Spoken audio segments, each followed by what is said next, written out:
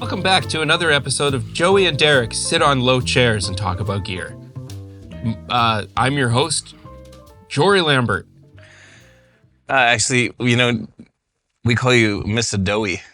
Miss Adoey. Because my kids used to listen to, I would play Still Feel Gone on repeat for them because that was their favorite song to fall asleep to. So that's the biggest compliment you could ever give a guy. My kids fall asleep to your music. Yes.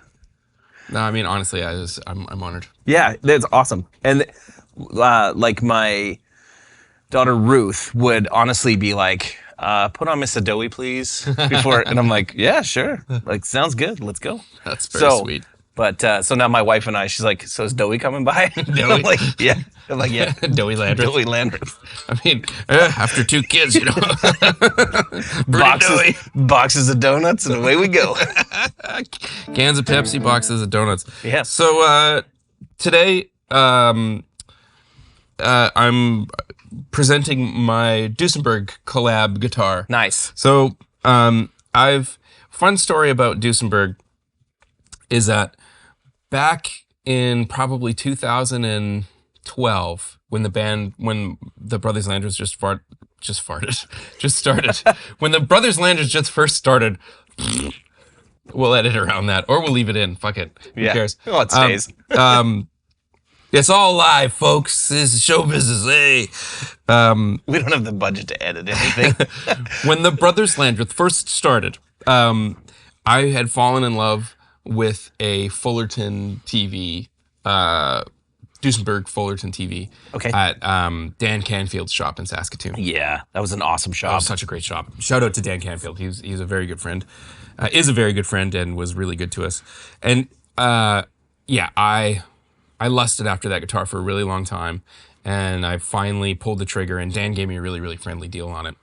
And I loved that guitar and played it a lot. And then eventually I had to pay my rent, and I was on the road, and somebody said, I'll give you this many US dollars for that guitar. And it was like the right amount of money. You were like, US dollars? Like America bucks? Yeah. Yes, sir. Yeah.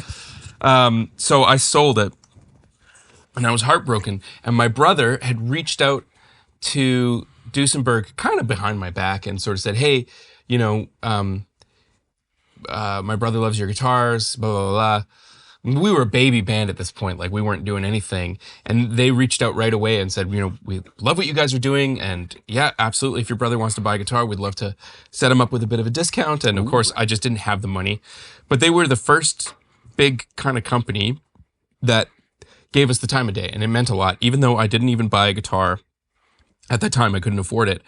But it just meant a lot that somebody like that took the time. And it was Ingo Renner, who is the CEO of Duesenberg. He That's awesome. Got the email, responded, got back to us, said he really liked the music, and we've stayed in touch ever since. And fast forward, I guess 10, 12 years. And they had come out to a show. My brother was playing one of their basses. They had sent over a bunch of instruments for us to try, and Dave fell in love with their Star Player bass. It was killer, and it became his main touring bass for a long time. And then we were going through Europe, and he really wanted to try one of their other basses, and so they brought a couple of instruments for us to try. And then he really fell in love with this new bass, this big orange, I think it's called a Motown bass. It's wicked, but it's huge, long scale, really big body, and so I'd kind of had the idea, well, why don't we see if we could collaborate with Duesenberg? And they had brought down, I can't remember the model, but it's kind of their Stratty guitar. It's got 2 single coils and a humbucker. The Paloma. They brought a Paloma for me to try, and we both really liked them. And so I just said, hey, why don't we collaborate on something? And why don't we build something? And so Dave's bass was that Motown bass, but jammed into the body of the Star Player bass. Gotcha. So short scale, smaller body. And then my sort of idea was to create a guitar that was everything that my Gold Top is not. Right. So something that got every other tone that I really love, aside from like that sort of LP style. Yep. Because the Sorokin Gold Top is still my beloved. Yeah.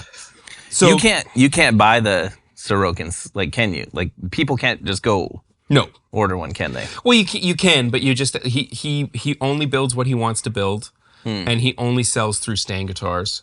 Okay, yeah. So if you want one, you just have to, and he's a full-time guy. He's got a full-time job and a family, and so he's not building guitars once. He's not. He might finish 2 or 3 guitars a year. Right. So he's putting them up, and he just does it for fun. It's very cathartic for him. He's very good at it. Yeah. And he gets into the details that somebody who's trying to make money off of building guitars can't get into. So anyway, but we're talking about this guitar. So the whole idea behind this was to create something that was like a bit of a tip of the hat to all of my my favorite slide guitar players. So Cool. Mainly the story behind this guitar is it's a Paloma. Obviously, the pick guard is different than the regular Paloma pick guard, but the body shape and the neck is the same. Okay. But the main departure are the electronics. Yep. So this guitar kind of jams my 3 guitar heroes into one instrument. So the neck pickup is a gold foil after Rycooter. The middle pickup is just a regular Strat pickup, which is Bonnie Raitt's kind of sound. Yep. And then the bridge pickup originally was a Tele bridge pickup, sort of a tip of the hat to Lowell George from Little Feat. But we wound up, Ingo actually suggested that we take a Tele bridge pickup and pair it up with another single coil to make it a hum canceling. So it's kind of like it's got Tele DNA, but it's a humbucker. So it's a little beefier and it's a little bigger sounding. And that's kind of the story behind this instrument. The actual wiring is to my spec, which is 50s wiring. And I made some changes to the tone circuit. So instead of the standard 0.022 or whatever, it's a 0.03. Okay. So a slightly bigger tone cap. And then Ingo had suggested a couple of extra switches. So it's a 3-way, it's got a 3-way switch in it. Neck.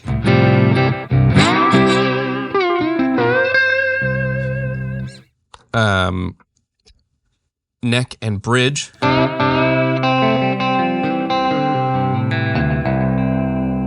And then bridge on its own.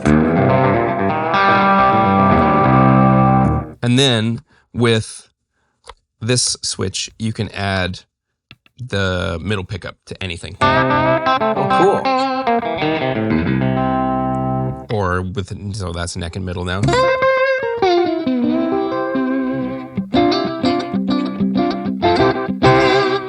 And then you can have all 3. That sounds awesome. And then this is a coil tap. Gotcha. Or a coil split. Yeah. Yeah. So you can go back to like the single coil bridge pickup to get that like Tele thing. Yeah.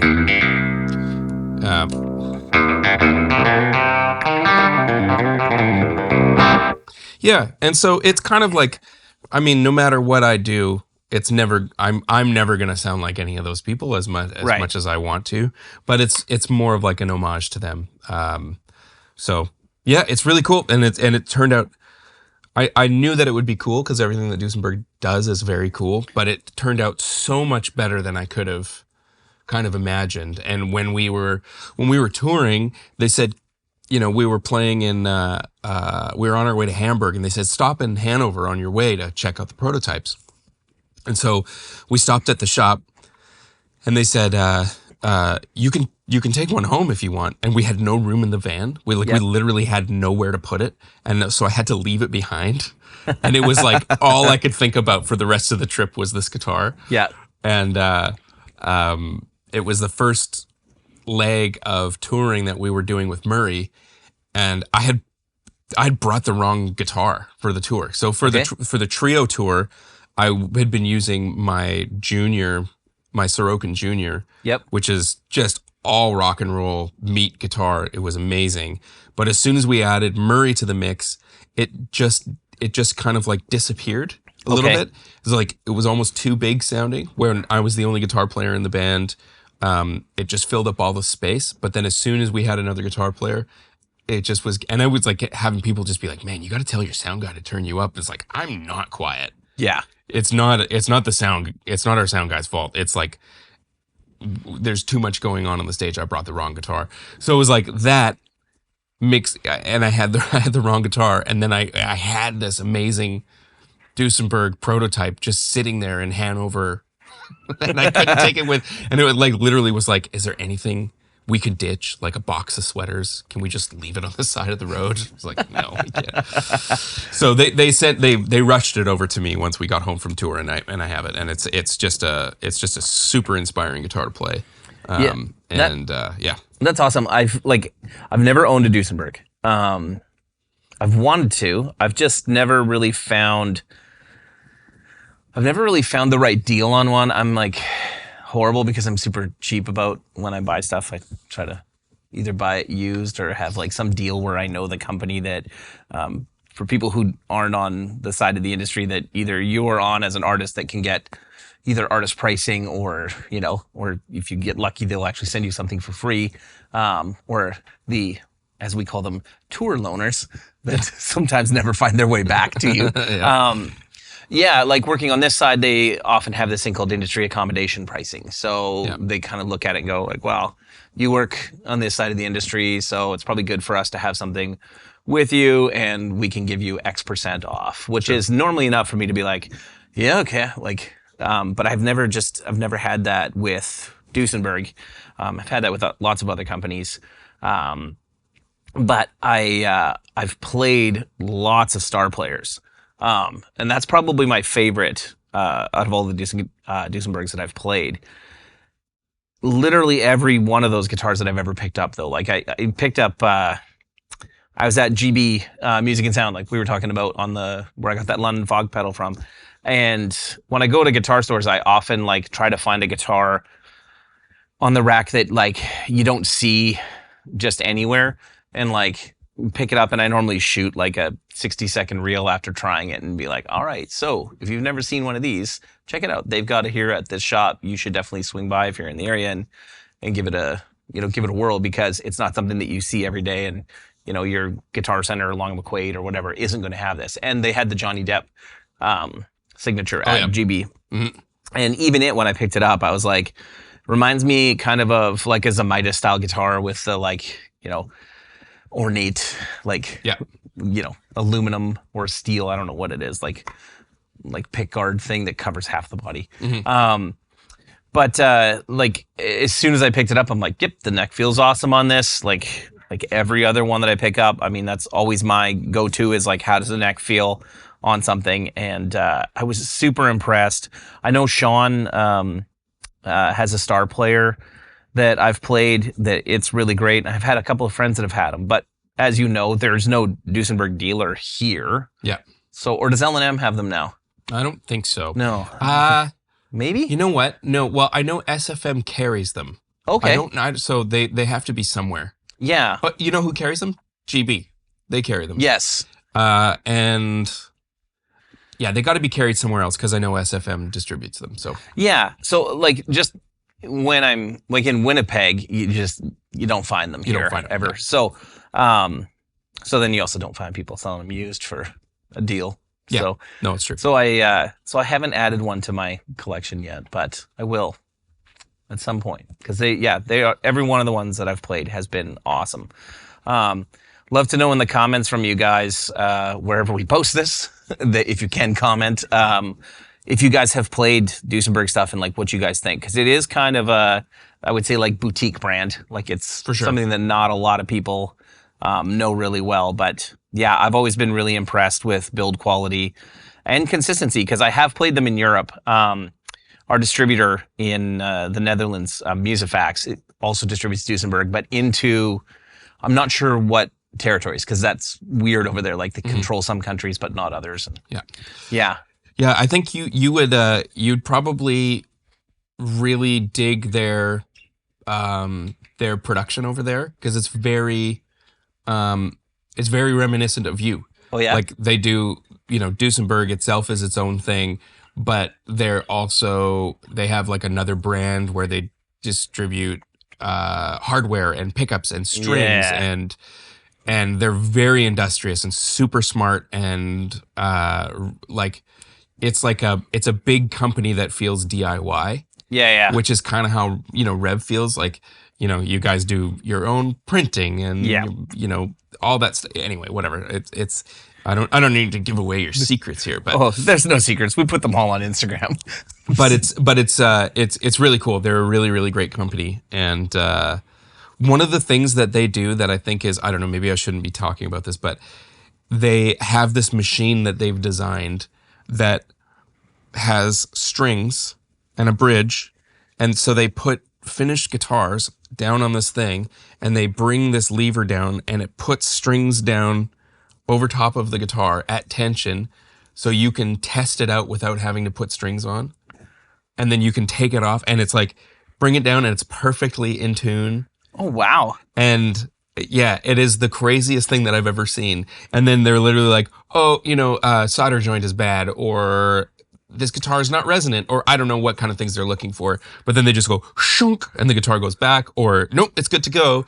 And then it gets fitted with it's wild. And they built it themselves. I mean, that's German engineering and efficiency, right? Like, Yeah. I got to go to this event in Germany in 2017, I think, called GitCon. It's either 2016 or 2017. It was the first like YouTuber event that they did, and it was hosted at Warwick. Okay. And so I got to go tour like the Warwick and Framus manufacturing facility, and it is mind blowing compared to anything you would see here, because everything is at the like maximum efficiency you could imagine. Yeah. They have thought of every little thing to the point where back then, I'm pretty sure their building was already energy neutral. Right. Like as you pull up, like they have a different climate than what we have here. It wouldn't work here, but like all of the roofs have like sod and like there's grass on the roof to help with cooling, and they burn all of their like offcuts and sawdust, and that's how they heat their facility in the winter. Like everything, every little thing is used. Yeah, it's crazy. Wow. And watching the actual process of it being built, I've been to a lot of guitar manufacturers, and Framus's / Warwick's facility was one of the most impressive that I've been to. But there's also something like really charming about going to a lot of the luthiers in the States where you're thinking that it's going to be this elaborate setup, and you figure out really quickly that like, oh no, like these people are still doing an insane amount of work by hand because they are actually like ridiculously skilled craftsmen. Sure. Right? Like seeing the amount of work that Novo does on their stuff in Nashville still by hand is kind of shocking when you think about the volume of stuff they put out, or Tom Anderson or James Tyler, any of those companies. It's crazy. So, but yeah, I like it. Did you choose the color, or is there more than one color available? Nope, this is it. This is the color, and we started the original mock-up, or one of the original mock-ups had a two-tone sunburst, which was really, really sexy. Yeah. Very Rycooter inspired for sure, with matching headstock and all that. But I just was like, what do you got for pink? And they came back with this sort of champagne-y rosé pink. Yeah, and I was like, both my brother and I were like, yeah, that's the one. Nice. That's it. Yeah. So I don't know. Who knows? Maybe at some point we might do like a little limited run of an alternate color. But we're thrilled with how this thing turned out. And my daughter knocked it off the stand the other day. Oops, Daddy, sorry. It's like, it hadn't had any dings yet. Yeah. Do you want to hear some sounds? Okay, Absolutely. I'm gonna hit this this guy.